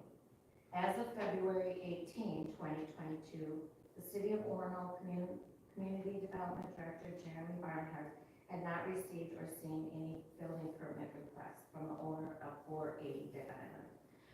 We have also noted that the 90-foot wide right-of-way access point with easier access, flat terrain, already developed for others who were issued permits in the year 2000 has not been applied for or surveyed. Why is this access point not being considered for the tools, as well as others closer to the tool site? On inspection last week, March 9th, 2022, that 90-foot access spot had not been surveyed. I just found out tonight they only surveyed 3, but they told us they were surveying all access points. That did not happen. So I'm asking why. As earlier addressed, we were told that all accesses were being surveyed. The packet indicates them, but they were not all surveyed. Plenty of room elsewhere where the other 2 inland owners have docks with a permit. So why not there, or why are we not having a plan? Well, we're not interested in pitting neighbors against neighbors. Have all of the access points been thoroughly vetted? Question mark, all the way through. The access to the dock spot under consideration tonight is not easy. The City of Orono will need to remove several beautiful cedar trees directly on the rocky shoreline. I'm going to show you what I'm talking about here. Here is the access. You're putting the dock here. No, it has to be straight in the center middle, should it occur. And that's just What were really you sad. doing there, ma'am? You might want to come here and just do it here, because I can't see what you're doing. Okay, just, sorry. The access point would need to be directly in the middle of the surveyed area. Okay. So, the proposed dock that's sitting there on that map right now wouldn't be correct from my understanding of the situation. So it's really sad to take out those trees, and ultimately a great deal of cost and further development will be required by the City of Orono to maintain this. This decision is precedent setting. You've talked about that 3 or 4 times tonight. Has the City of Orono a plan to give access to 14 other unimproved properties in the middle of Big Island? What is the plan for the future? There is no plan. My conclusion, the City of Orono cannot be negligent on all of these points of record. Number 1, sanitation for this dock is not in check. The applicant has no sanitation requirements outlined in the city code for the leasee's property must be followed. There is nothing in place. Number 2, fire safety for the applicant and the island resident is not in check. Their property has 0 water. Number 3, City of Orono has no plan for future docks or future island development. As proposed tonight, there will be others. Number 4, people knowingly buying property on the island with no access and asking the city to build them a dock, maintain a dock, put it in the spring, remove it in the fall. There are costs associated with this. We heard that tonight. Number 5, we do not believe that all of the right-of-way access points have been thoroughly considered. There's a 90-foot access point with 2 permits already there in effect. What about that? So, the can has been kicked down the road to this location tonight. We are asking that more work be done to have a plan to deny or defer the decision until there is a plan. There will be other applicants. The request should be turned down at this time until there is a plan for future city docks. I also want to say that I'm sorry I missed the comment period earlier. I should have gotten up because this is a new issue and you may have heard about it, but a property owner in Big Island decimated it, took down all the trees on his personal property, which he can do. But there is now a football field long, piled high, probably 15 feet high, and 100 yards long of all the debris from all of the trees that he cut down. And it is a fire hazard, and I will be reporting that to the fire chief here in Orono. Apparently, he's applied for a permit to burn it, maybe in a year or in fall. But if you have a season given last year, that would be out of control. It's totally out of control. How So, big of an area is it, did you say? it's a football field long, and I don't know how wide it is, but it's 15 feet high. I've got videos of it. I have them on my phone, if you'd like to see them. There's no burning permit for that, trust me. There's no. Well, I don't know what the process is gonna be, Yeah. but it's sitting there and it's a real problem. All right, I told Jeremy about that, you can file something online about that. Thank you very much for your time. Thank you for your comments. I got something else.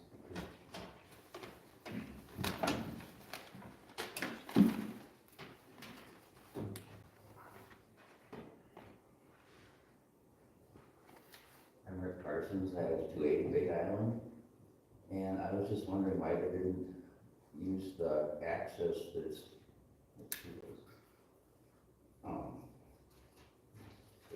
it's a 50-foot access at Bay Place. It's by the little, keyhole bay there.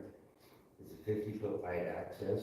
If they use that, it would take very little, improvement, because it's only this high above the lake and flat, and it would actually be a shorter route to the guy's property. I'm just wondering why they wouldn't take that one rather than the one they did that would take so much improvement. They did park a barge there a few years ago for us to put garbage and stuff on. We have checked out all the sites, I walked them all. So we've had many discussions about all these sites. Yeah, but I guess I don't understand why spend so much money on improvement where it would be, the BI4. I mean, there's no trees there that have to be moved. For number 4, isn't there an existing cabin right there, right now, kind of set back a little ways? There's a cabin There's adjacent. a cabin, but it's not on the lake. The challenge of BI4, there's two parts to it. One, he didn't apply for that, he applied for BI6. But BI4, the property lines converge in the lake, so you're looking at a variance like, Okay, to code 1 year. okay. But there's never been a dock there. I've been there since '98, there's never been a dock there or anything, so it's like, I don't understand why that wouldn't be a. The BI4, Yeah, did you hear what he just said? yeah, but then you, Well, the extended property lines make it so there wasn't adequate space to put a dock there. just don't get it. And it's a Well, so we 50-foot. gotta get our permit to put a dock in from the LMCD. Mhm. And so that spot didn't meet the LMCD rules about putting in a dock. Well, Yeah, so they taper in towards the lake, so there wasn't adequate room to put a dock. well, But it definitely would take all this money to work with it. Yeah, well, and I think that's the importance of getting the money back in the fees, because, citizens shouldn't pay for somebody else's dock. Right. I agree with that. A lot of that's what I would say. Okay, fine.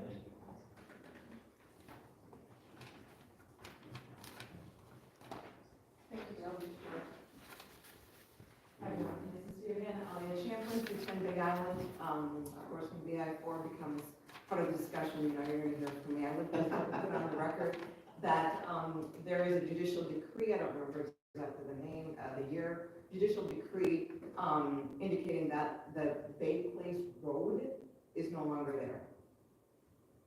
Our half of the road was recorded with our title at 210. The judicial decree cut that road in half, gave half of it to our property and half of it to the adjacent property. That half of it has not been recorded with the title, but there is a judicial decree, and we talk about precedent setting. If there is a judicial decree, I think we need to look into that and confirm whether or not Bay Place Road actually exists any longer. Because otherwise, if we're not willing to honor what was judicially determined back when this property was being decided, then that's setting another precedent, and then we talked about that today. If you've got the documents that nobody else has, then you should move forward. They are there, they're pretty. Because we've done surveys and Yeah. property searches and title stuff, and we don't. Jeremy, should I share those with you? Yes. Okay, I will share those with you, thank you. And the county should report. Yeah, If you give them to the county, I don't think that's really a judicial authority. If you submit it to the county, Hennepin County, and have them correct the. Yeah, it's not on the title to our property, we have our half, and our title actually represents that half of Bay, the Bay Road or whatever it's called. So our title, our property is blah, blah, blah, blah, blah, and half of Bay Place Road.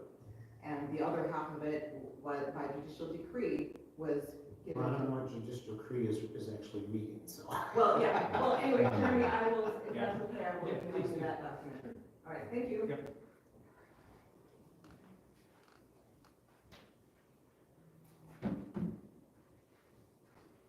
Hi, everybody. I'm at we're on the neighbors here, 270 Big Island. And I just had a question. There were a lot of questions asked or comments, but in the cost of the survey, the $12,000, did that include the surveys of all the paths on the island as well? Not all the paths, but a number of the paths that connected. Okay, so that was included, because I guess just the other part of this is the paths in general are pretty much rutted out from all the ATVs and motorized vehicles that are on the island. And I guess in the big picture, we were talking about, I don't know, there's a lot of hurt feelings, or there's a lot of people feeling that there's not a lot of transparency. And I guess I would hope that at this point, that maybe there could be a document I'm not aware of, but what are the ordinances on the island? What are they? Can it be turned into an ATV park? Because that's what it is now. I understand people use their vehicles to do repairs and such, but it's actually really, it can be very unpleasant at this point. So that's one thing. Mr. Thule's gonna build a cabin, he'll need to get an ATV to get his stuff there, but to be circling around our house with ATVs is kind of annoying. So that's the one thing, just a transparency now, what can we do there? Can we get a permit to burn? Just a list of things. What can people do with those accesses? Can those people? I think that would be a good email to Jeremy, and he can send you all the island ordinances and everything that apply to the island. Okay, so there is transparency, and that'd be a good thing to share. What's the transparency, right? The transparency about what people do and what's in the ordinance, people don't know. Like, for instance, I'm talking about the motorized vehicles, the ATVs, it was my understanding, there are not allowed on the island. Well, there's a lot of things that people do that aren't allowed unless somebody tells somebody that it's happening. We can't do anything about it. Is that like clear cutting a bluff illegally? Is that like clear cutting a bluff illegally? I'm not ordered, young man. Okay, so if I could get that for me, that'd be great, because I'm just curious, because the island has changed so much, and so that's just my comment, but anyway. Thanks for your information. Yep, thanks. Thank you. Let's. He's got a card for you. So let's all remember too, is that obviously besides having these conversations for over a long period of time, that there's always been a dock available at that location. Always, for the last 50 years. There's been that lady, I can't remember her name. That's the Ryman. Could have put a dock there anytime they wanted to. They just didn't for some reason. But so there's always been the availability to have a dock there. Always. We're not creating something new. So let's just make sure you know, yes, that is true. That is true. We've had a dock there. The Rymans haven't had a dock. I'm just saying, where this city land is, that there's Right. always been able to put a dock and a boat there. Right, because the cabin that's on our property had been using it since the early 1900s. Well, regardless of the 1900s or not, there's always been the ability to have a dock there. I'm just saying, we're not creating anything that hasn't already had the ability to have a dock there. But in the space that you are gonna create, if that dock is put in position, it needs to be moved over. If any issue you have with that, you need to bring it up with the LMCD, because that's their. They're the ones who That's their require required boats. setbacks, they're the ones that approve the dock permit. Well, the The placement, sewer, the fire, all those things, so I would encourage you to go to the LMCD meeting and maybe you can create some change about how they. the placement set forth on that map, is that what they are approving? Yes, That is not in the center of the right of way, that's right, you can't, so it's wrong, well, And that's their, from my Yeah. understanding. yeah, so, but you can reach out to It them. follows the rules of the LMCD for approval. And so those things can only change if the LMCD allow it. We just apply for a permit based on their rules. So that's where the dock goes, because that's how they approve it.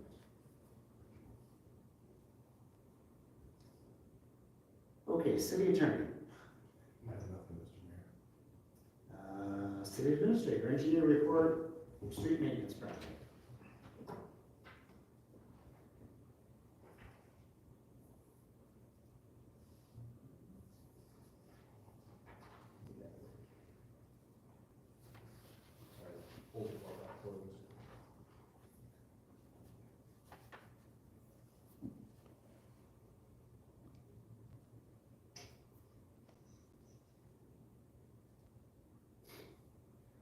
So, Mr. Mayor, members of the council, tonight before you, in your packet is a request to award the 2022 street improvement project. The street improvement project, I just tried to represent graphically and then also in the list form on the screen for you. The projects this year consist of a number of mill and overlay projects and then a smaller list of reclaim projects. The city did go out for bid. We received a number of bids, 7 bids in total. Low bid was from Aztec Corporation for $821,287.40. Also in the packet is a proposal from Boathouse for construction oversight. Just wanted to get this awarded, get that construction oversight approved. The good news is we got a boatload of roads we're getting done again. It's coming in under budget from what I think we had planned on. Right. So we even have that, so that helps us going into next year for all the things that we're doing, so that's great news. Yeah, the only one I'm thinking of is, Orono Lane is, I know there's been a lot of construction going on that road. Does it behoove us to delay it a year, until some of the construction is done, as opposed to doing it now and then having trucks possibly mess up our mill and overlay? I don't know, what do you think? You know, There's all, that would be the one, because they know, the spring, we did the house right next door. There's possibly one being built on the corner. I think there's just gonna be a lot of trucks, and plus they have that open lot that could get built on. I was thinking, is that when you might wanna pull for the following year or something like that? I don't know. So Orono Lane is in the mill and overlay category, so what we're talking about there is resurfacing. Just rock. It's just the asphalt on the top. So, I mean, we can always play guessing games with developments and construction projects. But there's really no good time. This is 3 on our house, on a road that has, what, 8 houses, 7 houses? Right? Matt, do you know Orono Lane? Oh, yeah, I know where. Yeah, but I'm just saying, this is 3 major building projects on a road that might have like 6, 7 houses or something. So it's substantial. I'm just thinking it might be one we pull. I think those people are pretty excited to get some work done on that really bad road. It is a really bad road. And mean, we got Kelly Parkway out here, we got stuff going up and down in Kelly Parkway too. We I got mean, the it's same a good thought, but I think, I you know, the feedback I've got from a couple different people on that street are. It's dividing now. Well, I think they wanted it. 5 years ago. All right, okay. No, I think that's all good, that's for sure, especially as we're going into next year and getting all the, stormwater and everything else that we gotta get done in those roads as well, all at the same time. That's gonna make a big difference, because I think next year we're trying to, knock out one big road. One big road, and I'll be meeting with two of our neighboring communities about perhaps looking at partnering on town line roads. Downtown line road as well, because that's gonna come into its time. Yes, correct. So we won't have as many roads like this, but how many do we have there? 3, 6, 9, 12, 15, God, what's that, 19 roads there? That is amazing. Maybe we could just do a chip sealing on Orono. Love Back to the chip sealing.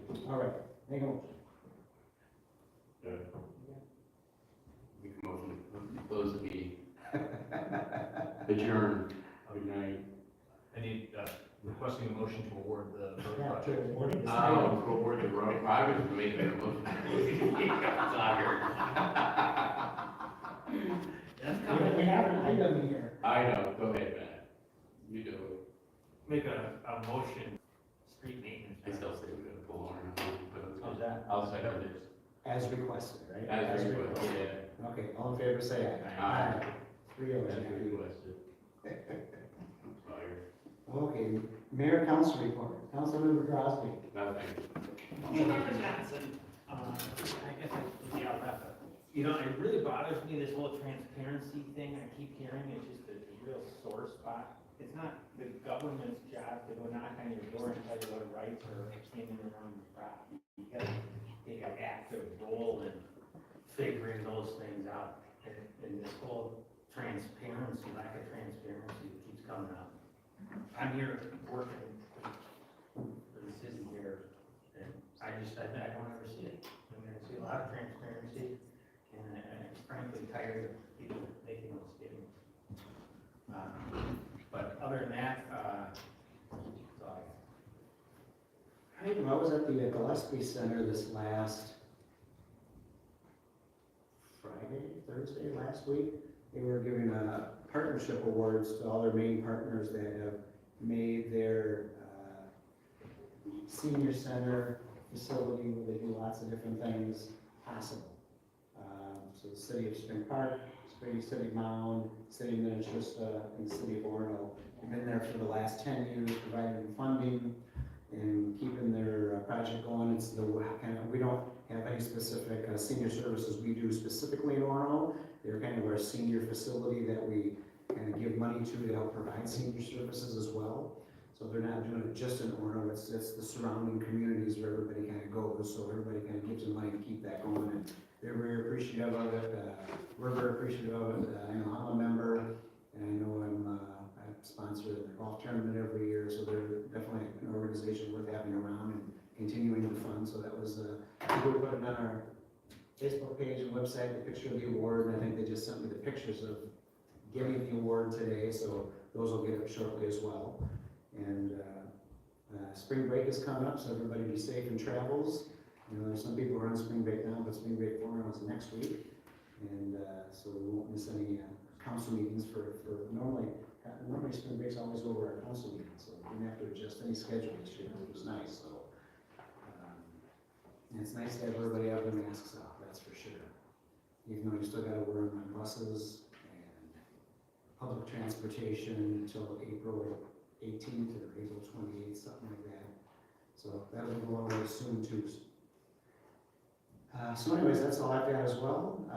So a motion to adjourn. So moved. All in favor, say aye. Aye. All right, we are adjourned, thank you.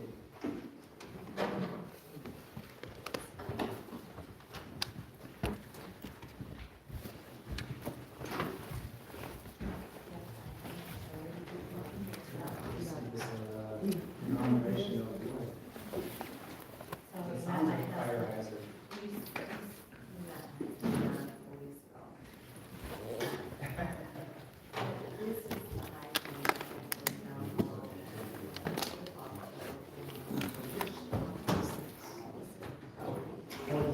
you know,